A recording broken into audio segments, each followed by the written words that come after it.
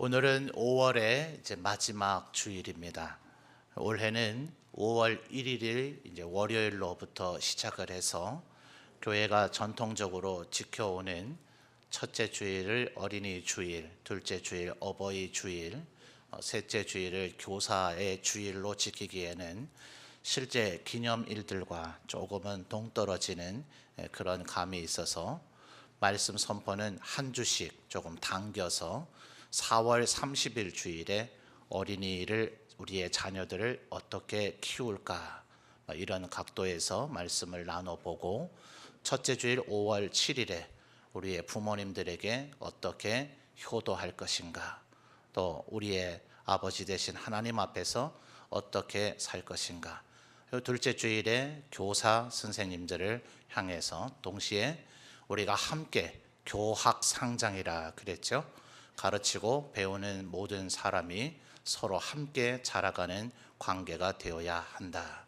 그리고 지난 주일에는 21일 부부의 날이 제정이 되어져 있는데, 그 날과 관련해서 우리의 부부 관계 어떻게 더 사랑하며 날이 갈수록 훼손이 되어지고 해체가 되어지는 이 가정을 교회가 어떻게 더 잘 지키며 살아갈까, 우리 가정과 관련된 다각도의 주제를 살펴보았습니다. 오늘 이 5월의 마지막 주일로서 한 번 더 우리가 생각해 보기를 원하는 것은, 우리의 아버지 되시는 하나님께서 우리 모두를 향한 바람이 무엇일까? 우리는 하나님 아버지 앞에 우리가 어떻게 살아야 할까? 이런 주제를 다시 한번 생각해 보고자 합니다. 예수님께서는 이 세상에 오셨을 때에 그저 하나님을 엄위하시고 두려운 분이라고만 생각하고 있는 유대인들에게 그분을 이제 아바 아버지라 부르라 이렇게 이야기를 하셨죠. 아버지라는 말에도 사실은 어머니라는 말과는 달리 이미 조금 권위가 조금 느껴지죠. 참 기이하게도 히브리 발음에, 히브리 말에 그 첫 두 글자의 스펠링인 알렙과 베드로 이루어져 있는, 또 헬라어의 알파와 베타, 그리고 다시 베타와 알파, 히브리 말로는 알렙 베드, 다시 베드 알렙, 이렇게 네 글자로 이루어진 이 단어가 우리의 한글의 아빠하고 거의 발음도 유사하고 어휘의 뜻도 같아요. 참 기이하죠. 그래서 하나님을 그저 두렵고 엄격한 그런 존재인 아버지라 부르는 정도가 아니라 조금은 더 친근한 존재인 아빠라고 부르라 라고까지도 예수님께서는 우리에게 일러주셨습니다.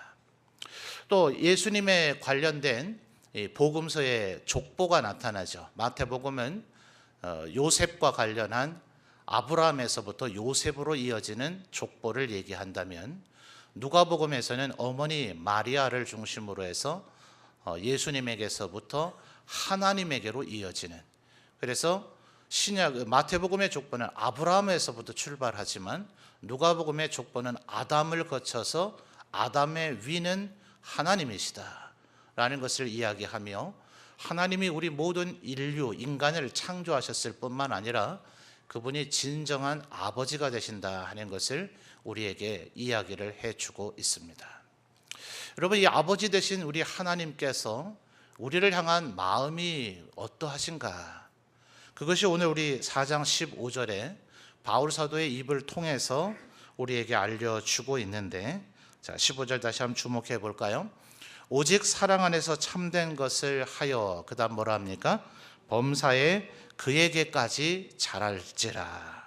자, 여기서 말하는 그는 바로 예수님을 이야기합니다. 그러니까 하나님의 우리를 향한 바람은 범사에 예수님처럼 자라가기를 원한다 하는 거예요. 여러분, 아마 여러분의 가정에도 신생아, 자녀를 다 키우신 경험이 있을 텐데요.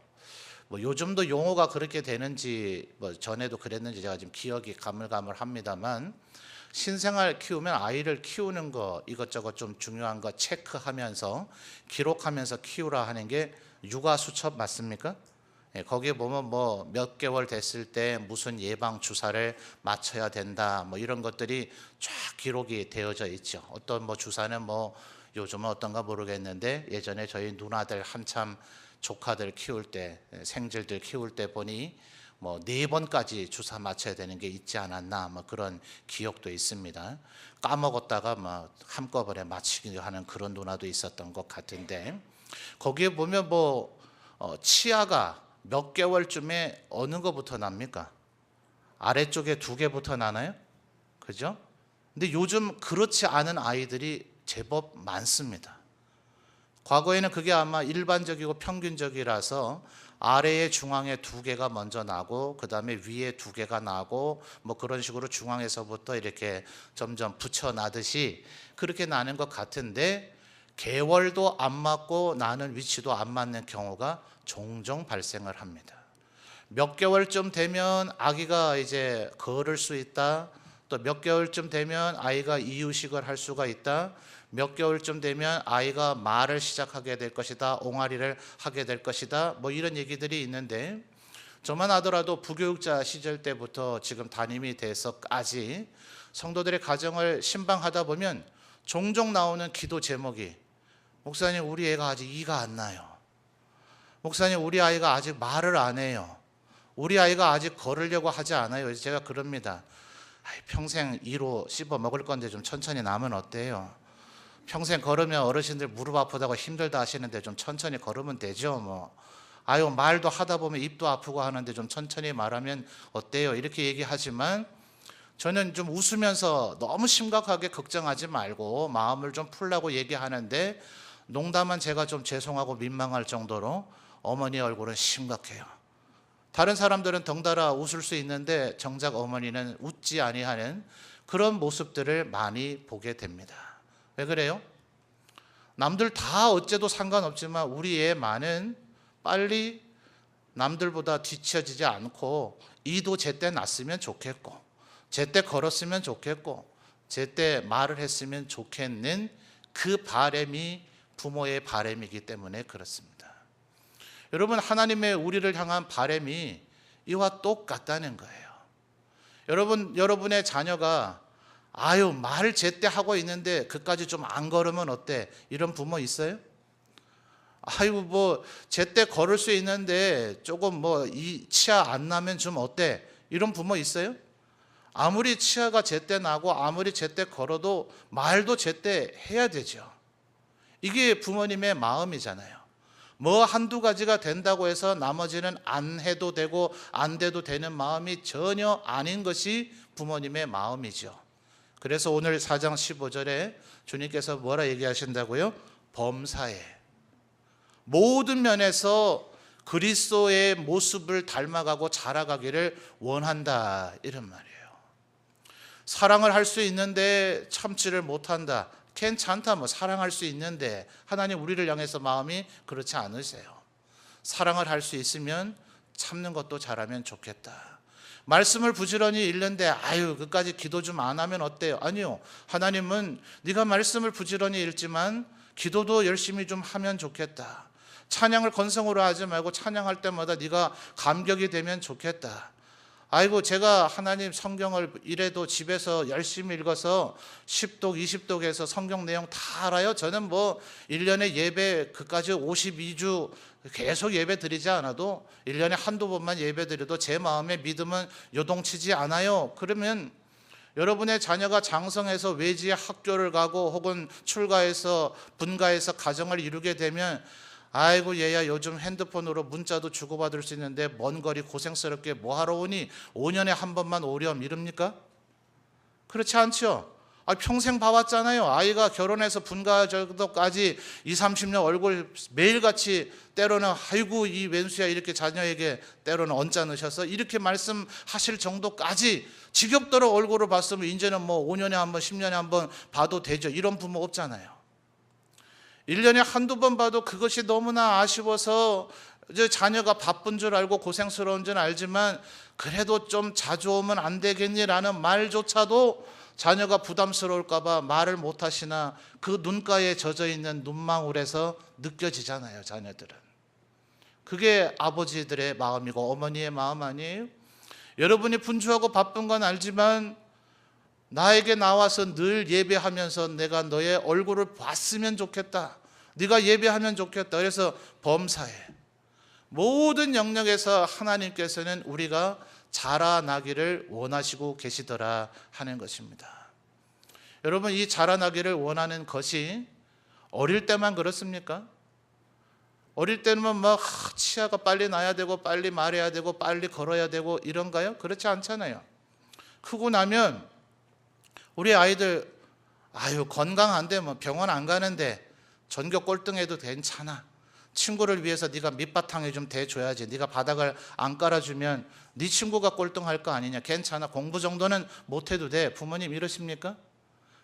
야, 네가 그래도 전교 5등 안에 드니까 네 키가 제일 작아도 괜찮아 이러세요? 그렇지 않죠? 키도 커야 되고 공부도 잘해야 되고 외모도 좋아야 되고 성격도 좋아야 되고 좋은 대학도 가야 되고 좋은 직장도 가져야 되고 좋은 배우자 만나서 가정도 이루어야 되고 우리의 자녀를 향한 그 바람은 끊임이 없죠. 내가 세상 떠날 때까지 자녀를 향한 그 바람 어떤 면에서요? 범사에 모든 면에서 내 자녀가 잘 되기를 바라는 것이 부모의 마음이지요. 때로 이제 자녀가 이럴 수 있어요. 너무 그게 부담이 되니까 힘들어서 제발 좀 아버지 어머니 나한테 좀 안 그러시면 안 돼요? 제가 뭐 제 인생 아닙니까? 좀 뭐 좋은 직장 아니더라도 조금 성적이 좀 안 나오더라도 키를 제가 어떻게 늘려내요? 뭐 안 자라는 걸 어째요? 하면서 그렇게 자녀가 말할 때 부모님이 아유 미안하다 얘야 내가 다시는 안 그러면 네가 그렇게 부담스러워하는지를 내가 몰랐구나 이럽니까? 그런 게 아니라 그렇게 반응하면 서운하죠. 내가 너 괴롭히려고 그러냐? 네가 잘못되기를 바라서 그러냐? 너를 사랑하기 때문에 네가 잘 되기를 바라서 내가 그 모든 것들을 바라는 것이 아니더냐? 이게 부모님들의 마음 아니에요? 여러분, 혹시 여러분이 목사님 또 맹 그 소리네. 뭐 신앙생활 잘해라. 하나님 말씀 잘 순종해라. 어찌하든지 좌로나 우로나 치우치지 말고 범죄하지 말고 살아라. 제 말이라고 여기지 마시고요. 여러분을 사랑하시는 하나님 아버지의 바람이십니다.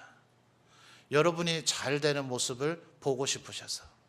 그래서 그 원인이 뭡니까? 자, 15절 다시 한번 되돌아가서 볼까요? 오직 그 다음에 무슨 말이 나와요? 사랑 안에서.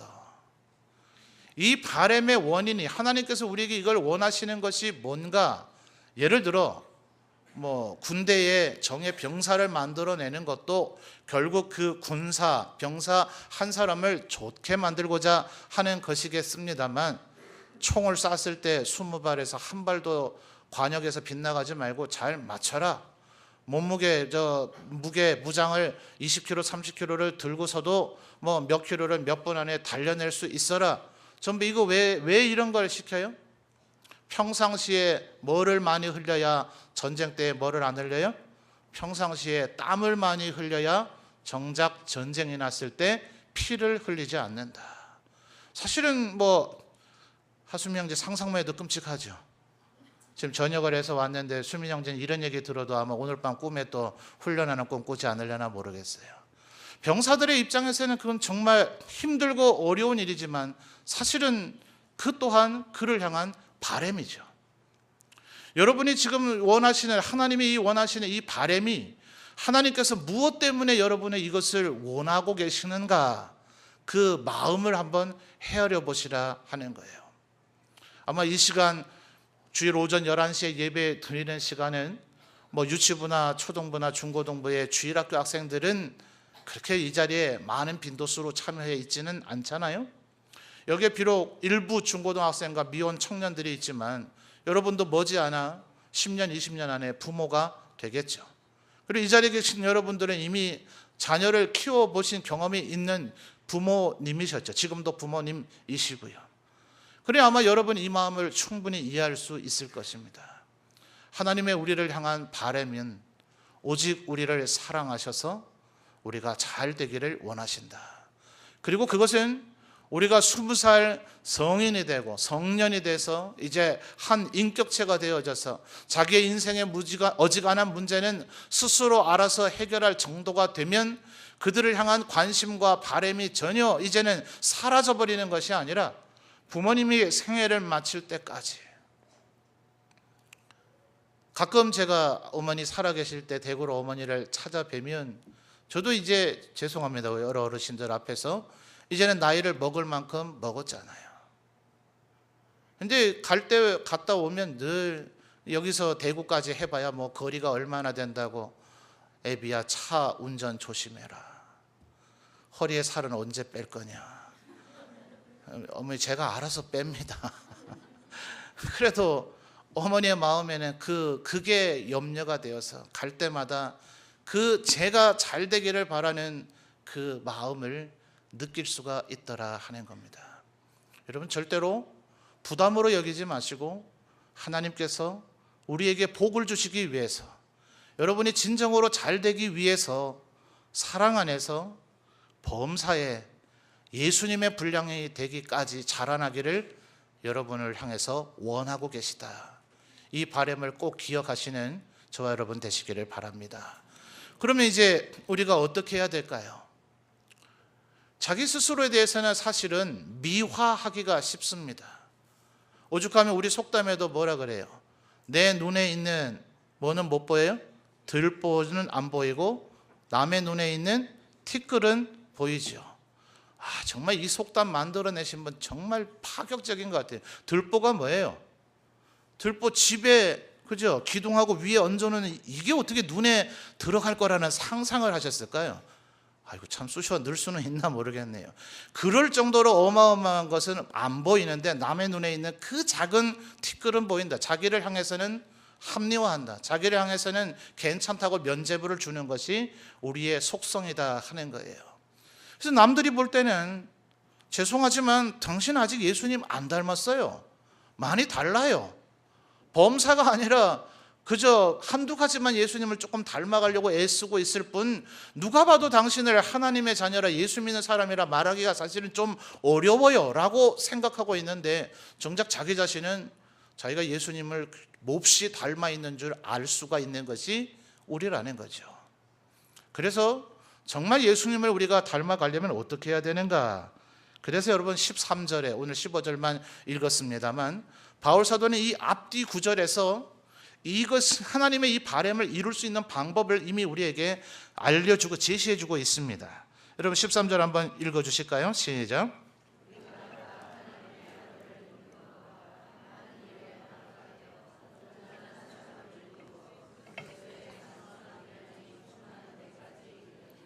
아멘. 13절을 보면 두 가지를 우리에게 제시를 해주고 있죠. 우리가 다 하나님의 아들을 첫째는 뭐예요? 믿는 것. 그 다음에요? 아는 일이요. 이 두 가지가 하나로 결합이 되어지면 우리가 뭐가 됩니까? 온전한 사람을 이루게 되고 그리스도의 장성한 분량. 자, 여러분 유년 시절의 예수님은 능력과 권위와 권세가 좀 모자라고 어른이 된 예수님은 정말 100%의 능력을 획득하게 되었고 이런 개념이 아닙니다. 뭐 우리나라에도 그런 거 있죠. 아주 부자인 회장님이 예를 들어 그 아들이 하나밖에 없는 아들인데 그 아들이 어린 나이 때 양가 그 부모님이 돌아가셨다 칩시다. 물려줘야 할 재산은 1조가 넘습니다. 아직 8살밖에 안 된 이 아이가 그것을 받아서 관리하고 자기가 어른 될 때까지 스스로를 돌볼 수 있겠습니까? 이럴 때 후견인을 둬야 되죠. 그 아이가 20살이 되었을 때에 그 재산이 비로소 상속되어지게 하고 그 아이가 장성할 때까지는 그 아이를 돌보는 것. 그대로부터 이런 관습과 율법이 법률들이 있었기 때문에 그래요.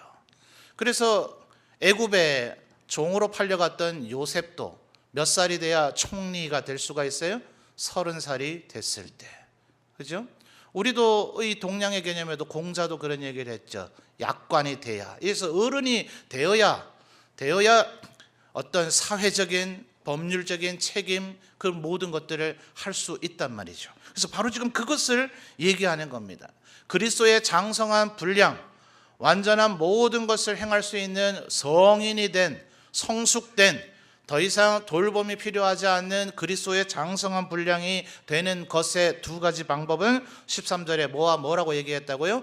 믿는 것과 아는 것이 하나가 되면 그 자체가 온전한 사람, 완전한 사람, 에베소서 1장 3절에서는 거룩하고 흠이 없는 사람, 에베소서 5장 1절에서는 이것을 하나님을 닮아가라 라고 명령어로 얘기하고 있는데, 닮아간다는 그 표현이 imitated, 다이아몬드의 모조품인 큐빅, 다이아몬드하고 아닌가, 가짜인가, 모조품인가, 진품인가 구별할 수 있어요, 없어요? 전문가가 현미경 수준 되는 돋보기 같은 것을 들여다봐야 이건 정품입니다. 이거 속으셨네요. 이건 큐빅입니다.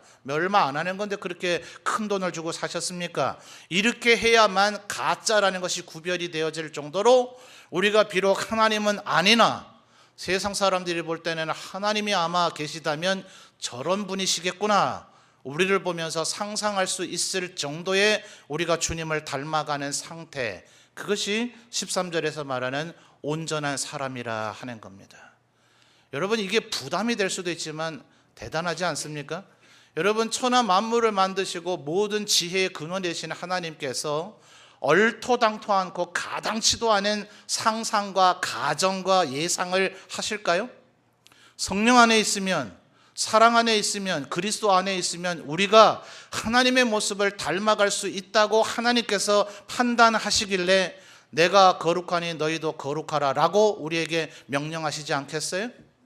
나를 닮아가라는 명령을 하나님께서 우리에게 하시는 것은 인간된 우리 모두가 도저히 이루지 못할 그 일을 하나님으로부터 계속 말씀을 들어서 우리는 안 되는구나 하는 좌절감을 느끼라고 하나님께서 그 얘기를 하시겠냐고요. 비록 우리의 입장에서 볼 때는 그 어마어마하고 엄청난 일을 어떻게 할 수 있으랴 싶어서 두려운 마음과 오히려 부담감이 들 수도 있겠지만, 우리보다 우리 자신에 대해서 더 잘 알고 계시고 모든 만물이 어떻게 움직일 수 있는지를 잘 알고 계시는 그 하나님께서 우리를 향해서 기대감을 갖고 계시다는 것은 가능하다는 얘기예요, 불가능하다는 얘기예요? 제가 문장을 너무 길게 말해서 지금 다 어디 가셨어요? 이해 못 하셨어요? 하나님을 닮아가는 것이 가능합니까? 가능 안 합니까? 온전한 사람이 되는 것이 가능합니까? 가능 안 합니까? 그리스도의 장성한 분량에 이르는 것이 가능합니까? 가능 안 합니까? 예, 맞아요. 여러분, 부담이 되실 거예요. 저도 부담스러워요. 너무나 부담스러운데 이것은 아버지의 바람이에요. 여러분, 자녀를 향해서 내가 너희 다니는 학교 선생님하고 좀 친분이 있는데 요번 기말고사는 어렵게 낸대더라. 그러니 아들아, 너무 부담 가져서 100점 가질 꿈은 접어버리고 60점만 맞도록 하거라. 네 수준을 내가 아는데 네가 뭐하러 100점을 맞으려고 노력해서 고생할 필요가 뭐가 있니? 너 60점만 맞아봐. 내가 그걸로 기뻐해 라고 얘기하는 부모가 있습니까? 초중학교, 중학교를 지내올 때 보니까 얘가 60점만 맞아도 대박 나는 거예요. 그래서 요번에 60점만 맞아도 굉장히 잘할 거라는 걸 아버지는 알아요. 그래도 아들에게 뭐라 그래요? 요번에 올백 맞을 거지? 고등학교 졸업하기 전까지는 전 과목 올백 정도는 한번 맞아봐야 소개팅 할 때 여자친구 앞에서 목에 힘 좀 줄 거 아니야? 웃자고 한 얘기인데 아무도 안 웃으시네요. 말도 안 되는 얘기고 애가 그걸 못 이룰 거라는 걸 알지만 올백 못 맞아오면 너 이놈 몽둥이 100대는 맞을 줄 알라. 아버지 이 마음 아니에요. 그래도 100점을 맞아오기를 바란다고 기대하면 애가 60점 아니라 61점 혹시 맞을까 봐, 100점 아니라 혹시 65점 맞을까 봐, 그래도 또 혹시 압니까? 애가 아버지가 나를 향해서 그 기대감을 갖고 계시다니 그 기대감 받은 것에 너무나 감격해서 애가 열심히 하다 보면 80점, 90점도 맞을 수 있는 거 아니에요? 아멘입니까? 믿는 대로 되어질 것입니다. 나는 평생 주님 모습 닮아가는 건 꿈도 못 꾸고 그저 부끄러운 구원일지라도 구원만 받으면 만족합니다. 주님, 고린도전서 3장에 그런 얘기 나오잖아요. 너희들이 평생을 살다 보면 어떤 이는 금과 은과 보석과 같은 공적을 쌓아서 불시험을 통과했을 때 금은 보석은 불에 타지를 않으니 온전히 남아있는 채로 주님 앞에 보여드릴 것이 있어서 너희들이 크나큰 상급을 받게 될 테지만, 이 세상에서 나무와 풀과 지푸레기와 같은 공적을 쌓은 자는 불시험을 통과하며 한순간에 그것이 다 타버려서 그저 잿더미, 탄 끓은 냄새, 그것이 타다가 몸에 혹시 끓음 같은 것이 묻어서 지저분하게, 그러나 그렇게 해서 부끄러운 구원을 받게 될 것이다 라는 표현이 나오니 우리의 목적과 기대치가 상관없어요. 주님, 저는 금은보화 그런 거 다 필요 없고요, 온몸에 끓음으로 범벅이 되더라도 구원만 받을 수 있다면 저는 그것만으로 만족합니다. 여러분의 희망과 꿈과 비전이 겨우 거기라면 괜찮아요. 그러면 그렇게 할 수밖에 없겠죠. 그러나 아버지의 마음은 그렇지 않아요.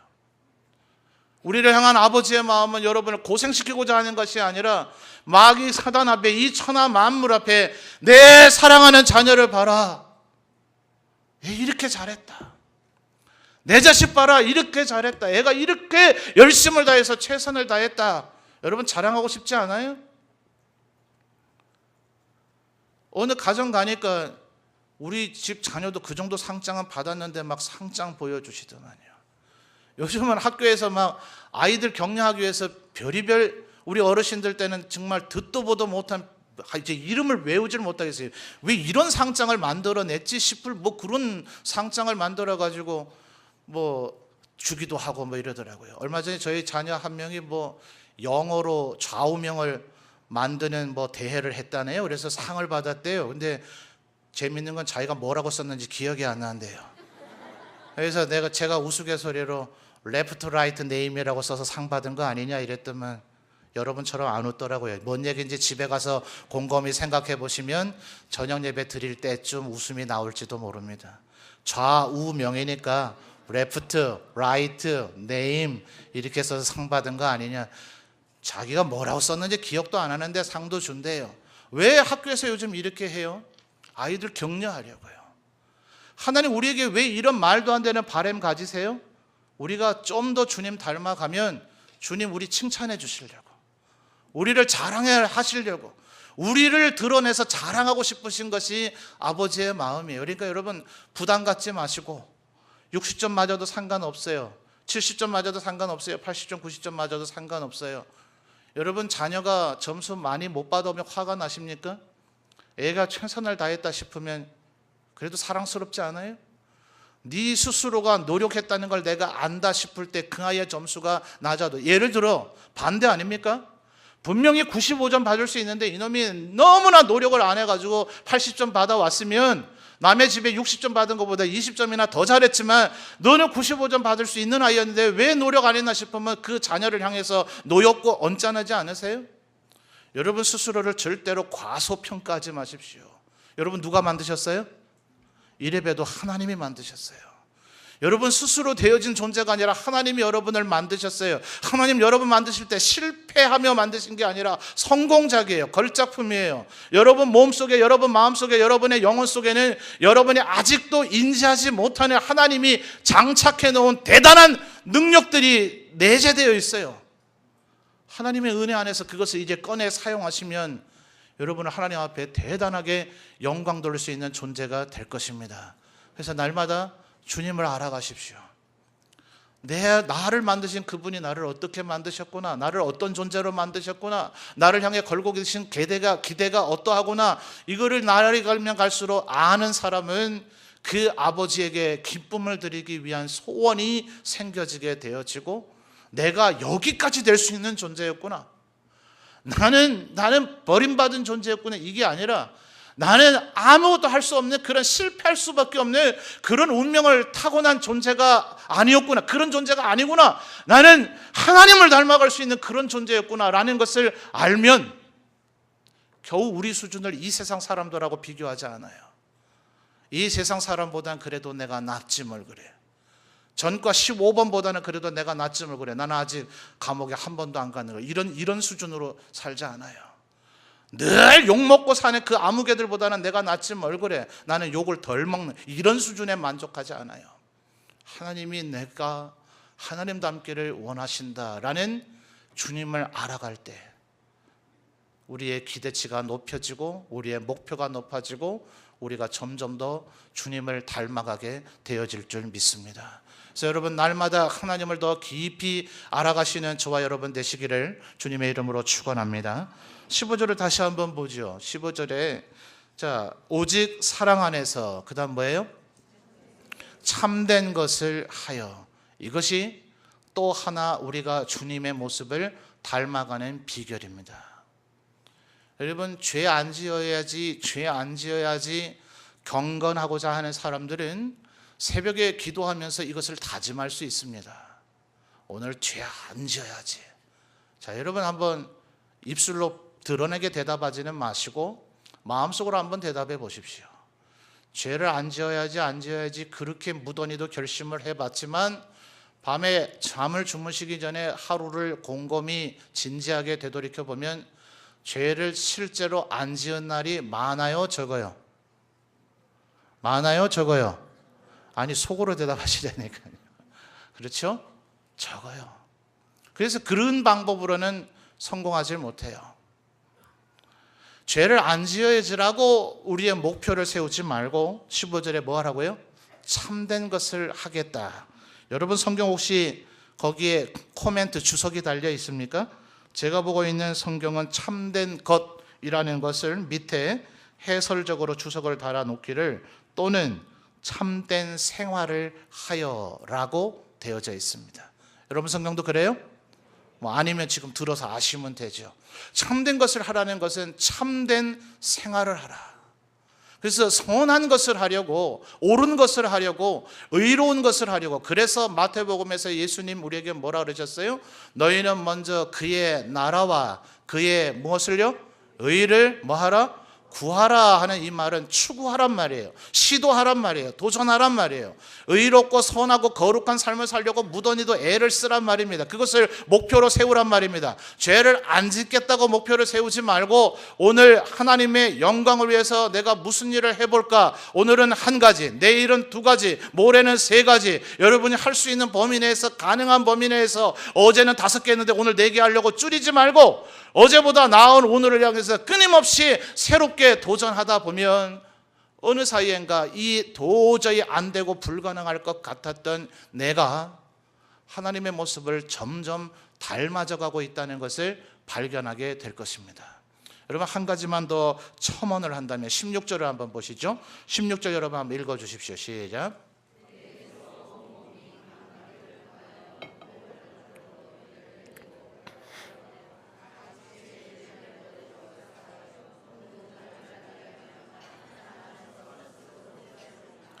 16절은 우리들이 추구해야 할 이 참된 것 혹은 참된 생활이 절대로 나 하나만으로 국한된 것이 아님을 얘기하고 있습니다. 여러분의 머릿속에 그래, 그렇다면 내가 이제 이런 참된 것, 옳은 것, 의로운 것을 한번 추구해 봐야지 라고 생각할 수 있을 텐데요, 그것이 그냥 내 마음의 내면에서 일어나는 거룩한 마음, 깨끗한 마음, 친절한 마음, 사랑하는 마음, 인내하는 마음, 좋아요. 그것도 좋은 것입니다. 근데 그것은 참된 마음과 생각일 뿐 참된 행동이 아니고 참된 것이 아니고 참된 생활이 아닙니다. 생활이라 하는 것은 인간의 관계 속에서 나 외에 다른 한 명 이상의 사람과의 관계 속에서 드러나고 행동, 액션으로 이루어질 때 그것을 참된 것, 행동이죠. 그리고 참된 생활이라고 얘기하게 됩니다. 마음속에서 아무리 거룩하고 경건하고 거룩하고 사랑이 넘치는 그런 생각만 하면 그건 절대로 우리를 예수님을 닮아가게 하지를 않습니다. 다른 사람에게 행하는 그 어떤 행동을 할 때, 그 사람을 도와줄 때, 자비를 행할 때, 예수님께서 선한 사마리아인의 비유를 얘기하시면서 그 비유를 얘기하셨던 원래의 목적이 뭐였습니까? 율법 교사가 와서 질문했죠. 무엇이 제일 되는 계명입니까? 예수님 대답하시기를 하나님을 사랑하라. 둘째는 이와 똑같은 것인데 하나님을 사랑하는 것과 같은 것은 네 이웃을 네 몸과 같이 사랑하는 것이다 라고 대답을 하니 이 친구 한마디 더 묻는 것이 그렇다면 내 이웃이 누굽니까? 라고 얘기할 때 선한 사마리아 사마리아인과 같이 가장 미움과 증오의 관계인 유대인이 강도 만나서 내가 그를 해하지 않아도 가만 방치만 놔도 죽음에 이르게 될, 내가 도와준들 과연 보답할 수 있으랴, 알아줄 수 있으랴, 그런 관계인 사람들을 향해서 행하라 하시면서 마지막에 뭐라 그러셨어요? 가서, 따라합시다. 가서 너도 이와 같이 하라. 이것이 선한 사마리아인의 비유를 얘기하신 예수님의 목적입니다. 네 이웃을 네 몸과 같이 사랑하는 건 너도 이와 같이 하라. 그러니 여러분, 참된 것을 하겠다는, 우리가 예수님을 닮아가는 것, 무엇 어디 거창한 데에 있는 것이 아니라 여러분의 앞뒤 좌우에 여러분의 가족, 여러분의 친지, 여러분이 매일 만나는 그 사람 가운데 그 누군가에게 자비를 행하십시오. 선을 행하십시오. 의로움을 행하십시오. 그를 도와주십시오. 그를 위해서 희생하고 양보하십시오. 그러는 과정 속에서 여러분의 삶이 참된 생활이 되어지고 여러분은 점점 예수님을 닮아가게 되고, 그 사람은 여러분을 보면서 예수님의 사랑이 저런 것이었구나 라는 것을 깨닫게 될 거예요. 여러분이 선행을 해주면 그 사람이 여러분에게 보답을 해줄 수 있는 그런 관계 말고요, 보답을 바라지 말고, 보상을 바라지 말고, 응답을 바라지 말고 여러분에게서 그냥 무상으로 흘러나가는 사랑을, 선행을 행할 때, 우리가 주님께서, 하나님께서 우리에게 베풀어 주신 사랑과 은혜에 대한 진정한 제대로 된 보답과 응답을 할 수 있습니까? 그것이 못하죠. 못해요. 우리가 한다고 지금 온갖 노력을 교회 안에서 열심을 다해서 한다고는 하지만 그것은 자기 몸을 찢기시기까지 해서 우리를 위해서 대신 죽어주신 그분의 사랑을 전혀 보답할 수 있는 길이 아닙니다. 그래서 우리는 그것을 은혜라고 하고, 내가 보답 못할 줄을 뻔히 알면서도 나를 대신해서 죽어주셨기 때문에 그 사람의 감격, 그 사랑에 감격하고 감동을 받는 거 아니에요? 우리의 사랑도 그와 비슷해야 돼요. 여러분이 밥을 한 끼 사면 그 사람도 여러분에게 밥 한 끼 살 사람에게 밥을 사주지 말고, 도저히 그것조차도 못할 사람에게 친절을 베풀 때 거기서 감동이 생겨나는 것이죠. 그리고 그 가운데서 여러분은 하나님의 모습을 닮아가게 되는 것입니다. 여러분, 한 가지 더 첨언을 한다면, 하나님의 말씀 성경 구절, 우리 신년 감사 예배 때 한 구절씩 뽑기도 합니다만, 여러분은 스스로를 더 성숙시킬 수 있는 성경 구절로 여러분을 이렇게 스스로 좀 얽매였으면 좋겠어요. 예를 들면 갈라디아서 2장 20절 같은 말씀 말입니다. 에베소서에서 바로 앞으로 넘기면 갈라디아서니까 갈라디아서 2장 20절 한번 찾아보죠. 에베소서의 바로 앞 성경입니다. 갈라디아서 2장 20절, 신약 성경의 304페이지겠네요. 갈라디아서 2장 20절 찾으신 분만 아멘요. 다 찾으신 것 같아요. 함께 한 목소리로 봉독합니다. 내가 그리스도와 함께 십자가에 못 박혔나니 그런즉 이제는 내가 사는 것이 아니요 오직 내 안에 그리스도께서 사시는 것이라. 이제 내가 육체 가운데 사는 것은 나를 사랑하사 나를 위하여 자기 자신을 버리신 하나님의 아들을 믿는 믿음 안에서 사는 것이라. 아멘. 이제 나를 위해서 사는 것이 아니죠. 나를 대신해서 죽으시고 나를 대신해서 부활하신 예수 그리스도를 위해서 그 사랑 안에서 사는 것이다. 그래서 사도행전 20장으로 가보면 바울 사도가 주님께서 내게 주신 이 사명을 이루기 위해서는 나는 나의 목숨까지도 조금도 귀한 것으로 여기지 아니하노라. 그래서 고린도서에서 그는 말하기를 나는 날마다 죽노라. 여러분, 이런 것이 여러분에게 목표가 되었으면 좋겠습니다. 굉장히 믿음 없는 분들은 이 말이 불쾌하고 기분 나쁘게 들릴 수도 있겠지만, 이 시간 예배한 우리 점천제일교회 모든 성도들은 믿음이 있는 줄로 제가 믿기 때문에, 죽어야 다시 사는 은혜를 안다고 믿기 때문에 여러분에게 감히 부탁하거니와 날마다 죽읍시다. 바울 사도처럼 우리도 날마다 죽읍시다.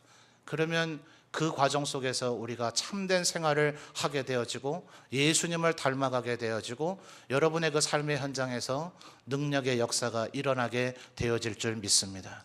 제 기대했던 것보다는 아멘 소리가 너무 작아요. 여러분, 앞뒤 좌우의 분들에게 권합시다. 저만 부담 준 사람 되면 곤란할 것 같아요. 앞뒤 좌우로 사람에게 권합시다. 날마다 죽읍시다. 이 은혜를 힘입고 살아가시는 우리 모든 성도들 되시기를 주님의 이름으로 축원합니다.